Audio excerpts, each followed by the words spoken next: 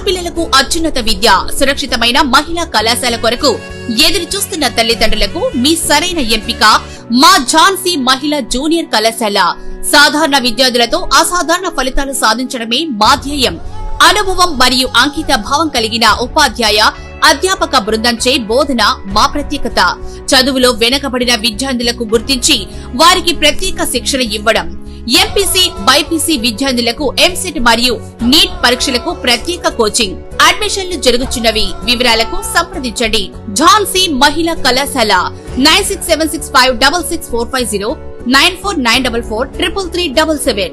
ప్రకాశం జిల్లాలో ఇప్పటి వరకు కోవిడ్ కేసులు నమోదు కాలేదని డిఎంఎండ్హెచ్ఓ డాక్టర్ కె వెంకటేశ్వర్లు తెలిపారు. ప్రజలు ఈ విషయమై ఎలాంటి ఆందోళన చెందాల్సిన పని లేదని ఆయన వివరించారు. ఎవరికైనా దగ్గు, జలుబు, జ్వరం 4 రోజులుగా తగ్గని పరిస్థితుల్లో వైద్య పరీక్షలు చేయించుకోవాలని డాక్టర్ వెంకటేశ్వర్లు సూచించారు.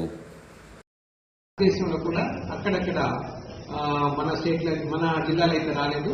వేరే స్టేట్స్ లో కొన్ని చోట్ల 1-2 కేసులు అలా నమోదవడం జరిగింది. కాకపోతే ఒమిక్రాన్ అనేటువంటి ఈ జీనోమ్ టైప్ ద్వారా ఈ కోవిడ్ ఇప్పుడు వస్తున్నట్టుగా సైంటిఫిక్ గా నిర్ధారణ అయింది. అయితే ఇది ఆల్రెడీ ఒక దశలో మనకి వచ్చిపోయిన వేరియంటే కాబట్టి ఎవరు కూడా భయభ్రాంతులు కావాల్సినటువంటి అవసరం లేదు. ఎందుకంటే వ్యాధి వచ్చినా కూడా 100% ప్రతి ఒక్కరు కూడా సంపూర్ణంగా వారి యొక్క ఆరోగ్యాన్ని పొందుతున్నారు. హాస్పిటల్ అడ్మిషన్ కూడా అవసరము ఉండటం లేదు. ఇది మెడికల్ డిపార్ట్మెంట్ గమనించినటువంటిది. అయితే ఎవరికైనా గొంతు నొప్పి, జలుబు, దగ్గు, అదేవిధంగా జ్వరము కనుక వచ్చినట్లయితే 4-5 రోజుల కన్నా తగ్గకుండా ఉన్నటువంటి సందర్భాల్లో తప్పనిసరిగా వారు పరీక్ష చేయించుకోవాలి. ఈ పరీక్షలన్నీ కూడా ఉచితంగా సామాజిక ఆరోగ్య కేంద్రాలు, అదేవిధంగా జిల్లా వైద్యశాలలోను, అదేవిధంగా మెడికల్ కాలేజీలోనూ కిట్లన్నీ కూడా సిద్ధం చేసి పెట్టడం జరిగింది. ఈ పరీక్షలు అయిన తర్వాత జీనోమిక్ టైపింగ్ కి మనము ల్యాబ్స్ కి పంపిస్తాము. ఇంకా ఏమైనా కొత్త వేరియంట్స్ ఉన్నాయని. ఈ విధంగా వచ్చినటువంటి ఒక 2 జిల్లాల్లో వేరియంట్స్ పరీక్ష చేస్తే ఒమిక్రాన్ కి సంబంధించిందే వచ్చినట్టుగా నిర్ధారణ అయింది.